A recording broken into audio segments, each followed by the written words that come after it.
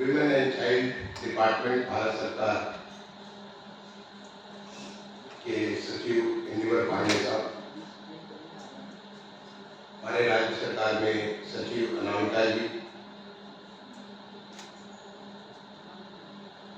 Additional secretary women and child Nitishwar ji, मंच पर आसीन अन्य विशिष्ट, आज के इस पूरे दिन की कार्यशाला में उपस्थित विभिन्न राज्यों से आए हुए प्रति हमारे प्रदेश से भी अन्य जो स्पेशलिस्ट हैं, स्टेक होल्डर्स हैं, आप सबका आज की इस महत्वपूर्ण कार्यशाला में मैं अभिनंदन करता हूं, स्वागत करता हूं।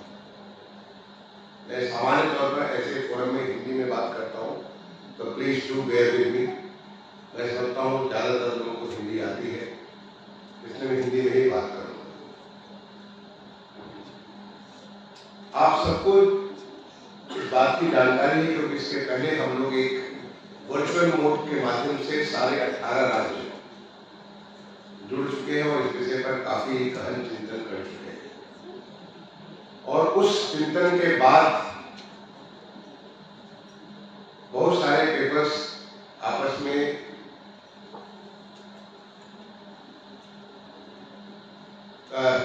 उससे कॉरस्पॉन्डेंस को देते हुए आज हम सभी यहाँ पर एकत्रित हैं और पूरे दिन हम एक बहुत ही महत्वपूर्ण विषय पर बात करेंगे और वो विषय है creating ecosystem for women safety and empowerment. ये विषय माननीय प्रधानमंत्री जी ने जो दूसरा मुख्य सचिवों का सम्मेलन दिल्ली में आयोजित किया जाना है, उसके दिन भी निश्चित हो चुके हैं। उसके लिए विकसित Bharat, reaching the last mile, यानी जब हमारा देश 2047 में जैसा कि आह्वान किया था माननीय प्रधानमंत्री जी ने कि आजादी के हम 100 साल मना रहे होंगे, तो हम एक विकसित देश होंगे, डेवलप कंट्री होंगे। उस विकसित भारत के लिए अंतिम व्यक्ति तक हम कैसे पहुंच सकते हैं या अंतिम पड़ाव तक हम कैसे पहुंच सकते हैं जिससे हर कोई में वो विकसित भारत की ऊर्जा प्रतिफलित हो। और इसके लिए विमेन, जो कि लगभग 50% हमारे देश की आबादी की कंस्टिट्यूट करती है, उनको कैसे इस मुख्य धारा से हम जोड़ सकते हैं, उनको इस प्रकार का सिक्योरिटी, सेफ्टी और साथ में उनको एम्पावरमेंट हम कैसे प्रोवाइड कर सकते हैं, इस विषय पर चर्चा करने के लिए हमको जिम्मेदारी मिली है। आज मैंने अभी मनोज से जानकारी कर रहा था, कुल 17 राज्यों से, एक राज्य में कुछ विशेष परिस्थितियों की वजह से नहीं आ पाए हैं, 17 राज्यों से कुल 32 पार्टिसिपेंट्स यहाँ पे मौजूद हैं। मनोज ने मुझे बताया कि कुल 5 पार्टिसिपेंट भारत सरकार से led by the secretary women and child himself यहाँ पे मौजूद है। हमारे राज्य के कुल 11 अधिकारी विभिन्न प्रकार के उत्तरदायित्वों को संभालते हुए यानी 48 अधिकारी मौजूद हैं। और उन्होंने बताया कि 5-7 और यूनिसेफ या अदर ऑर्गेनाइजेशन के लोग, यानी 50 से ज्यादा लोग यहाँ पे आज की कार्यशाला में मौजूद हैं। अगर हम इन लोगों के 20 साल का अनुभव को मान लें, जो भी प्रशासनिक सेवा में या अगर आप कोई एनजीओ या किसी अन्य ऑर्गेनाइजेशन थे तो वहां की सेवा में 50 से अधिक लोगों के 20 साल की सेवा को अगर माने तो 1000 साल से ज्यादा का अनुभव इस हाल में मौजूद है, जो कि किसी न किसी रूप में विमेन एम्पावरमेंट, विमेन सेफ्टी या विमेन सिक्योरिटी के संबंध में कार्य करता है। ऐसे तो जब हम पैदा होते तो माँ के गर्भ से पैदा होते और कोई ऐसा हमारा वक्त नहीं गुजरता है जब हम किसी न किसी रूप में, माँ के रूप में, बहन के रूप में, पत्नी के रूप में, किसी अन्य रिश्ते, चाची, ताई, तमाम सारे हमारे रिश्ते हैं, मामी, बुआ, इतने सारे रिश्ते हैं, नानी, दादी, मौसी, इतने सारे रिश्ते हैं उन तमाम सारे रिश्तों में वुमेन के साथ हमारा ताल्लुकात ना होता। तो व्यक्तिगत तौर पे देखें तो यहाँ पर अगर यहाँ पे औसत आय 40 की भी अगर माने, इसका मतलब कि 2000 साल से ज्यादा का अनुभव हमें उन नारी शक्ति के साथ है जिनके बारे में विचार करने के हम बैठे हैं। तो अगर आप कहें कि हमने आज के इस पूरे विचार मंथन के बाद कुछ ऐसे मजबूत आधार आप न निकाल सके जिससे जहां कहीं कोई कमी है, ऐसा नहीं कि हमारे यहाँ विमेन एम्पावरमेंट नहीं या विमेन सेफ्टी सिक्योरिटी के लिए, ये तो वो देश है जहां कहते हैं यत्र नारीषु पूज्यन्ते रमन्ते तत्र देवता। हमारा वो देश है जहां कहते हैं जहां नारी की पूजा होती है वहां देवता भी बसते हैं। उसका उल्टा करके अगर आप देख लीजिए तो आपको समझ आएगा कि इस स्टेटमेंट का कितना स्ट्रॉन्ग मतलब होता है। जहां नारी की पूजा नहीं होती, जहां नारी को सम्मान नहीं मिलता है, वो क्या होता है। तो ये तो वो देश है, यहाँ पे तो वो देश है जहाँ पे हमारी नारियों ने ऐसा कोई भी चीज नहीं है कि क्षेत्र में आप विदुषी नारी के रूप में ले लीजिए, वीर नारी के रूप में ले लीजिए, आपको इतने सारे इतिहास में इतने सारा इतिहास, मतलब वो इतिहास जो कि रिटन इतिहास है, जो लिखा हुआ इतिहास है, और वो इतिहास जो कि लिखा हुआ नहीं, जो कि पौराणिक कहते हैं, लेकिन मेरा विश्वास है कि वो भी कहीं न कहीं पौराणिकता के पीछे कहीं न कहीं कोई न कोई वास्तविकता है, तभी वो पौराणिकता आज भी हमारे साथ श्रुतियों के माध्यम से, चाहे माँ सीता के बारे में हो, माँ अनुसुईया के बारे में, बहुत सारी ऐसी जो श्रुतियां जो हमारे पौराणिकता से हम जो लेकर के चलते हैं, वो सारी की सारी चीजें मौजूद हैं। और इस देश की हमारी विधा में, हमारे देश की संस्कृति में, हमारे संस्कारों में वो प्रतिध्वनित होती है। क्योंकि हम जहाँ कहीं भी अगर आप कभी भगवान राम, मर्यादा पुरुषोत्तम राम का नाम लेते हैं तो राम अपूर्ण है जब तक उन्हें सीता राम नहीं कहेंगे। अगर आप योगेश्वर भगवान कृष्ण का नाम लेते हैं तो भगवान कृष्ण अपूर्ण है जब तक उन्हें राधा कृष्ण के रूप में नहीं कहेंगे।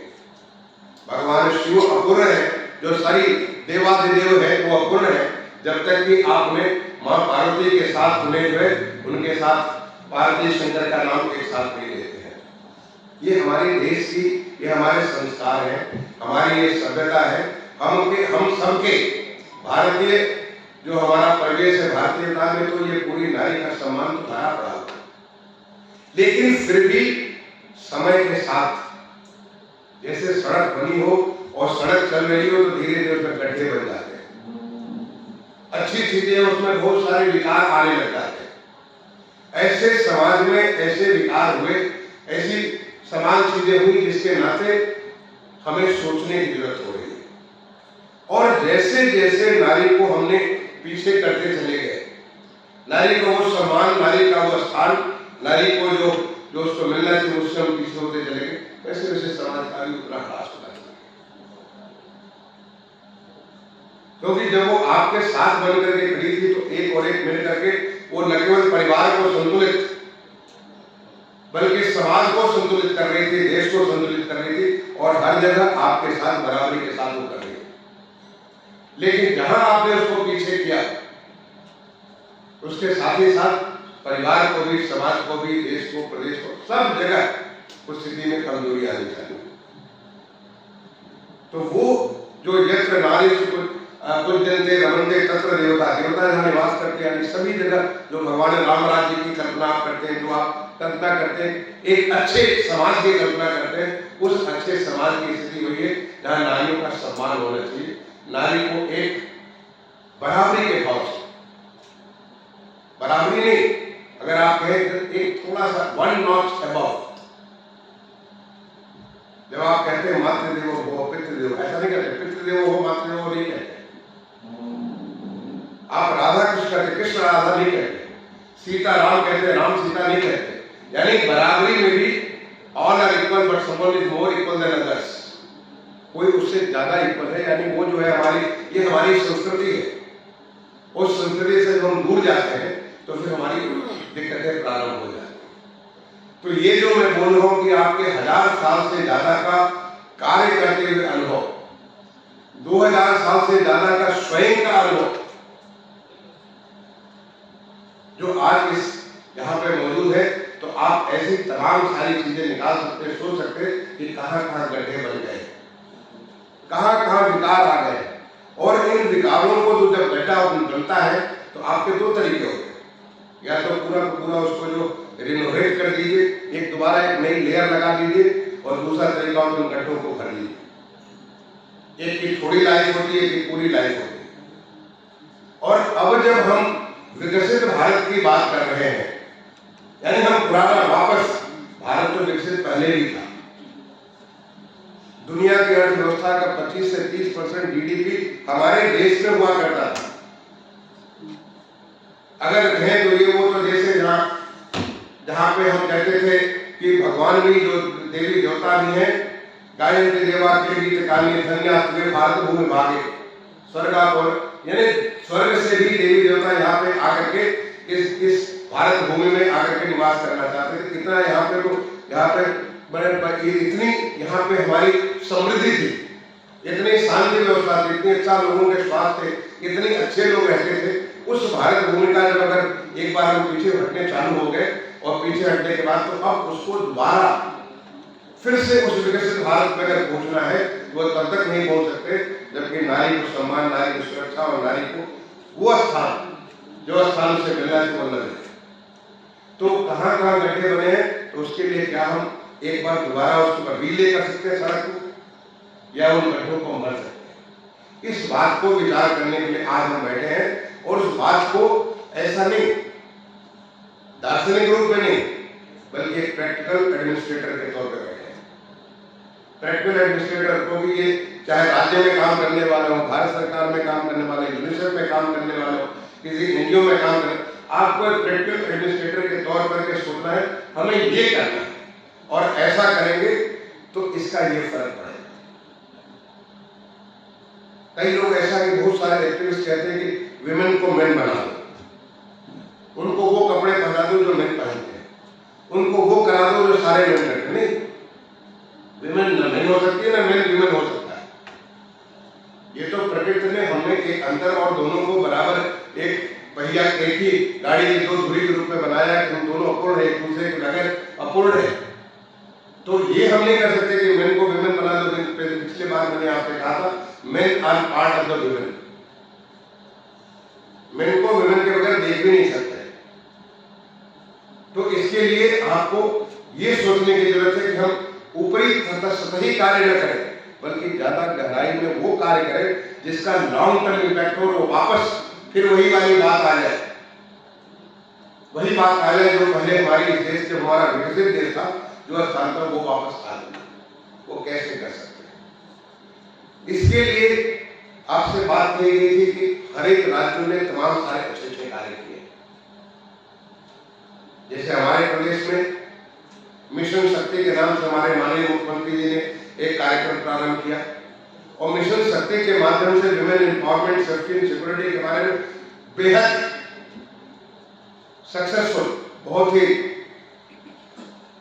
अच्छा कार्य हुआ, जिसके माध्यम से चाहे वो बच्ची पैदा होने से लेकर के उसको हर स्तर पे कन्या सुमंगला योजना के माध्यम से, या तमाम सारे विभागों में विभाग के सोच बदलने के लिए कि जब आप काम करें तो फोकस दें कि किस प्रकार से विमेन को आप एक वो 1 नॉच अबव, न केवल बराबरी बल्कि बराबरी से 1 नॉच अबव कैसे आप कर सकते हैं, इस बात के लिए करें। और तमाम सारे कार्यक्रम जिसका मैं सुनता हूं विस्तार से मनोज और अनामिका से बात करेंगे, मुझे बताने की जरूरत नहीं। इसी प्रकार से आपके यहाँ भी बहुत सारे कार्य किए गए, हर राज्य में कार्य किए होंगे, भारत सरकार ने बहुत सारे कार्य किए होंगे। तो हमें सोचने की जरूरत है कि जो हमने कार्य किया उसमें क्या ऐसी चीज है जो रेप्लिकेट हो सकती है, क्या ऐसी चीज है जो एम्पलीफाई की जा सकती है, क्या ऐसी चीज है जिसको करने का एक लॉन्ग टर्म इम्पैक्ट पड़ सकता है, क्या चीज ऐसी है जो कि एक गहराई से लोगों के दिलों में घुस सकती है, उसको लोग जोड़ सकते हैं। उदाहरण मैं आपको देता हूं। अब जैसे शिक्षा की बात, शिक्षा के बाद में जो बचपन से ही अगर बच्चों के मन में ये बात अगर हम लाना चाहते हैं कि हमारी नारी के प्रति सम्मान, सुरक्षा और ये होना चाहिए। तो हमारा शिक्षा का शुरू से, प्रारंभिक शिक्षा से ही इस बात को उसके मन में, बच्चे के, हर बच्चे के प्रारंभिक शिक्षा से वहीं से हमारा होना। तो क्या हमारा सिलेबस जो बच्चों को आप पढ़ाते हैं, प्राइमरी में पढ़ाते हैं, सेकेंडरी में पढ़ाते हैं, क्या उस सिलेबस में ऐसी चीजें हैं जो इस बात को पहचान करें कि उनकी क्या आवश्यकता है, कैसे वो हमारे लिए बहुत महत्वपूर्ण है। हमारी बहन हो, हमारी दीदी हो, हमारे जो भी हो, उनको कैसे हमारे साथ एक हो सकते हैं।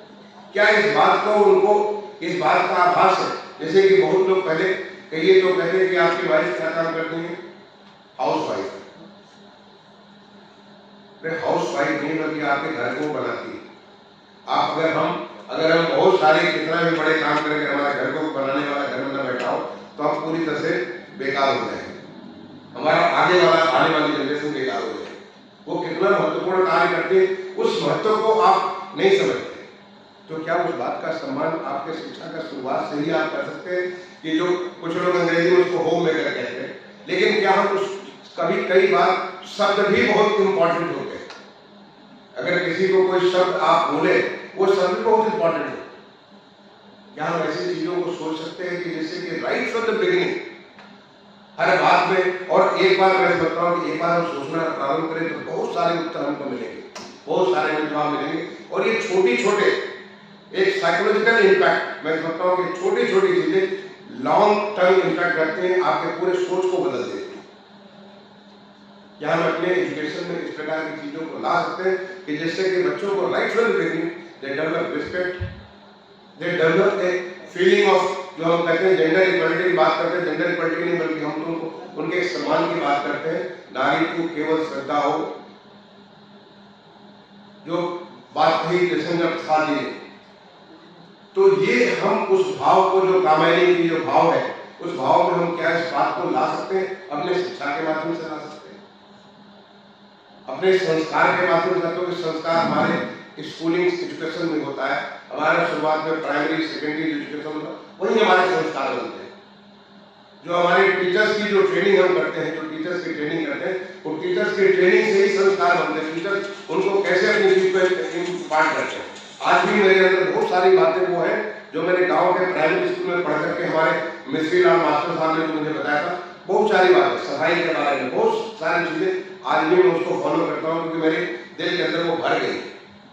बचपन में वो चीजों कैसे डाला गया तो भर गई। तो क्या वो संस्कार बच्चों में प्राइमरी एजुकेशन से दे सकते हैं? ये हम उसके बारे में सोच सकते हैं। Women has got a different kind of, I mean, physically men and women are different.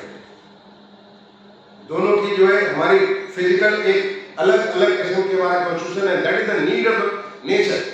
ये हमारे प्रकृति की वो आवश्यकता है, इसके नाते हमारा नेचर, हमारे प्रकृति, हमारे शरीर, शारीरिक इस प्रकार की बनावट, हमारी इस प्रकार की डिपार्टमेंट, क्या हम उसकी हर एक आवश्यकता को पूर्ति कर सकते हैं? क्या जो बच्चों का जो देखिए छोटी सी बात जो सबसे पहले मुझे ख्याल है, जब माननीय प्रधानमंत्री जी ने जो शुरुआत की थी स्वच्छ भारत मिशन का, पहले स्वच्छ भारत अभियान उन्होंने शुरू किया, और स्वच्छ भारत मिशन में जो सबसे पहला काम शुरू किया गया था कि हर एक स्कूल में शौचालय हो, और शौचालय मेन एंड विमेन का अलग। आप सोच सकते हो कि कितना फर्क पड़ा पूरे देश में। सारा का सारा कितनी बच्चियां स्कूल इसलिए नहीं जाती हैं तो दिन भर वो शौचालय नहीं जा सकती। गांव में जब रहते हैं तो गांव में या कहीं रहते तो रात के अंधेरे में, सुबह के अंधेरे में वो चली जाती है बाहर शौच करने जाती। लेकिन स्कूल में जब स्कूल है, स्कूल में शौच के लिए नहीं जा सकते। इसलिए कितने पेरेंट्स अपने बच्चों को नहीं, बच्चियों को स्कूल इसलिए नहीं भेजते थे कि वहां पे शौचालय नहीं। और जब ये शौचालय हर विद्यालय में, हर प्राइमरी स्कूल में, हर सेकेंडरी स्कूल में जब बन गया, आप सोचिए सर कितना बड़ा इम्पैक्ट हुआ। गर्ल एजुकेशन का नंबर बढ़ गया। आप अपने प्रदेश के स्टेटिस्टिक्स उठा के देख लीजिए, 2014 के पहले के कितनी लड़कियां पढ़ती थी और 2014 के बाद कितनी लड़कियां पढ़ती। कितना बड़ा इम्पैक्ट आया ओनली विद दिस, इस मेजर प्लेस। जो हमारा स्वच्छ भारत मिशन का अभियान चला, उस अभियान में अगर आप इसका रिसर्च करिए, मैंने कई सारे जगह मैंने पढ़ा हुआ है, बहुत सारे लोगों से चर्चा की गई, जो सबसे बड़ा इम्पैक्ट आया वो विमेन पे है। क्योंकि विमेन रात के अंधेरे में, अर्ली मॉर्निंग के अंधेरे में तो अपना सोच करने चली आती थी, दिन भर उनको जो है अपने शरीर के भीतर वो चाहे कितना भी प्रेशर हो उसको बना कर रखना पड़ता। They were getting used to this, and इसकी वजह से इतनी किस्म किस्म की बीमारियां विमेन के लिए थी, उनकी लाइफ इतनी डेंजर थी। क्वालिटी ऑफ लाइफ तो है, लेकिन क्वालिटी ऑफ लाइफ आपके नहीं। तो क्वालिटी ऑफ लाइफ उनका कितना सुधार हो गया जब घर घर में शौचालय बन गए। अगर सबसे ज्यादा कोई इम्पैक्ट हुआ इस पूरे कार्यक्रम से, स्वच्छ भारत मिशन से, तो ये हमारी विमेन हुई, हमारी बच्चियां हुई, जिनको पढ़ाई का एक नया रास्ता मिल गया। आप सोचिए ये कितना बड़ा एक परिवर्तन था। क्या हम ऐसी चीजों को सोच सकते हैं? सबसे पहले हमें सोचना चाहिए आखिर ये सुरक्षा से असुरक्षित क्यों है? असुरक्षित क्यों? असुरक्षा का कारण क्या है? जैसे कि कोई बच्ची हमारी पढ़ने जा रही है, यूनिवर्सिटी पढ़ने जा रही है, कॉलेज पढ़ने जा रही है, स्कूल पढ़ने जा रही है, असुरक्षा का कारण क्या है? क्या हम अपने इस अनुभव से, जो हजार साल के हमारे अनुभव से, हम कुछ ऐसा निकाल सकते हैं या कहीं किसी ने किया है? उदाहरण के लिए जैसे शहर है, आप देखेंगे शहर में घटनाएं कहां होती हैं? जहां पे डार्क स्पॉट्स है।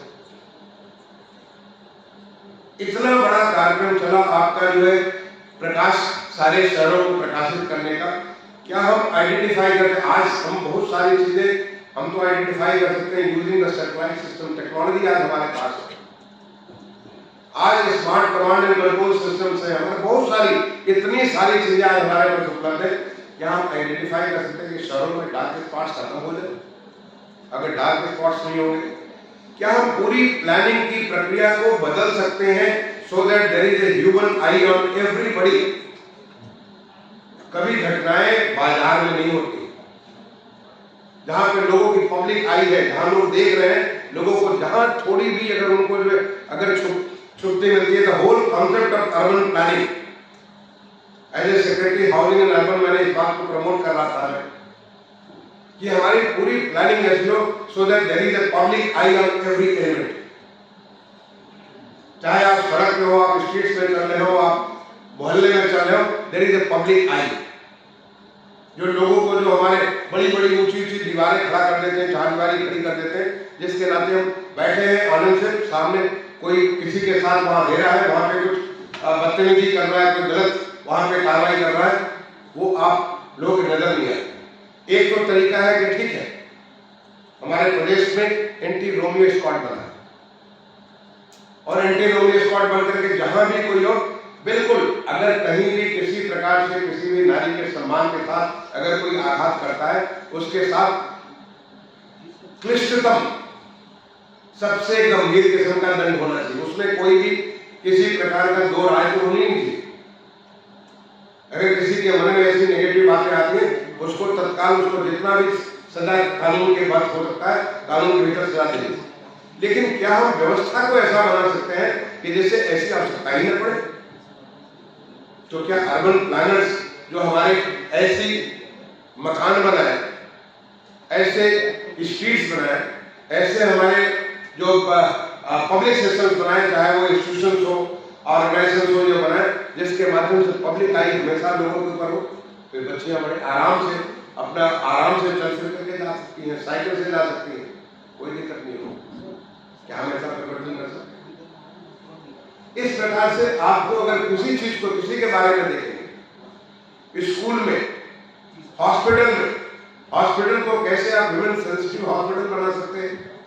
Can you think of such systems कि जिससे विमेन जब वो हॉस्पिटल में पहुंचे तो उसको जो शी शुड फील कि she is being cared for, she is being given the treatment, and उस किसी की और कोई नजर ना हो, किसी प्रकार से वो डिस्क्रिमिनेट ना फील करे। क्या कर सकते हैं? क्या आप उसमें ये शक्ति दे सकते हैं कि जैसे हमारे बच्चे जो तमाम किस्म के गेम खेलते हैं, आज जब पिछली बार हमारा जो कॉमनवेल्थ गेम्स हुआ, सबसे ज्यादा मेडल कौन लाया था? मेन लाए थे कि वुमेन लाए थे? अगर आप देखिए या नंबर्स को आप देखिए, अभी मुझे नंबर याद नहीं, अगर नंबर आप देखिए तो सबसे ज्यादा मेडल वुमेन लाए। तमाम सारे क्षेत्रों में, तमाम सारी जगह वो अचीव करते हैं। क्या हम उस चीज को लोगों में publicly can this become part of और हमारे संस्कार का पार्ट हो सकता है? हमारे जगह जगह लोगों को इस बात को महसूस हो, ये ताकत है, इस ताकत को हम कैसे आगे बढ़ा सकते हैं? तो ऐसे अगर हम ढूंढें, और ये मुझे ऐसा लगता है कि जहां पे इतने सालों के अनुभव पड़े हुए हैं, उस अनुभव को अगर हम इसको आज बेस्ट प्रैक्टिस में देख रहा था, आपके 4 सेशंस है, 4 सेशंस है, उन 4 सेशंस में अलग अलग विषयों के इसके पहलू के आप बहुत डिटेल में आप बात करेंगे। अब बात करते समय बात तो बहुत सारी होगी, लेकिन बात करते समय उन चीजों को हमें फ्लैग करने की जरूरत है। What are doable? We should not come out with ideas which is copying the West. कि वेस्ट में जो मैंने कहा कि आपने कपड़े बदल दिए, आपने हेयर स्टाइल बदल दिया, नहीं। You should feel good. I mean, being a woman, you should feel. I mean, there is a God has given you that strength. हम उससे क्यों कॉम्प्रोमाइज करें? उसके बाद हम क्या कर सकते हैं जिससे कि हम उसको विमेन को एम्पावर भी कर दें, सुरक्षित भी कर दें, उनको हम सेफ्टी भी उनको प्रोवाइड करें? क्या कर सकते हैं? तो जब आप ऐसी चीजों को निकालेंगे, निश्चित तौर पर मुझे पूरा विश्वास है, और यहाँ पे इंजीवर तो हम इंजीवर आज भी हम दोनों साथ साथ डायरेक्टर हुआ करते थे गृह मंत्रालय में long back, and we have I mean I know his practical acumen. हमारे नितेश्वर जी हैं, हमारे कार्य के अधिकारी हैं, जो कि तमाम सारे इतने बड़े अनुभव के साथ, तो आप सब लोग इतने सारे लोग हैं, आप बहुत सारी चीजें इसमें निकालें। तो मेरा रिक्वेस्ट होगा कि rather than talking on theory which looks so good, which looks बहुत जल्दी आपको जो है यहाँ पे इंजीनियर मौजूद होंगे या नीतीश्वर मौजूद होंगे, मैं कहूँगा please take them back on the practice, don't talk theory please. बहुत सारी बातें आपको थ्योरेटिकली बहुत अच्छी लगती है, मैं आपको उदाहरण इसलिए दे रहा था, अभी मैं चाहूँ तो मैं 50 उदाहरण दे सकता हूँ, लेकिन मैं चाहता हूँ कि आज दिन भर के जो अनुभव जो 18 राज्य में 17 राज्य हैं जो आप जुड़े हुए हैं, आप इन बातों को देखिए, हर एस्पेक्ट को देखिए, विमेन के हर women safety in the public office, जो सरकारी दफ्तर में, ऐसा क्या कारण है कि विशाखा का कानून बना और आज भी जो हमारे पब्लिक ऑफिस हैं वहां पे अभी भी there is a playing with the dignity of the women. On the other hand, इसका दूसरा पहलू भी आपको देखना चाहिए। There are cases where this is being misused. There are specific instances, specific cases कि उसको विशाखा केस को इस बात की ताकत को लेते हुए तमाम सारे जगह उसको लोग उसको मिसयूज करते हैं। That means we are not imparting the right kind of, वो जो संस्कार कहते हैं या जो उसको जो अंतःकरण कर लेते हैं, वो हम उसको नहीं करते।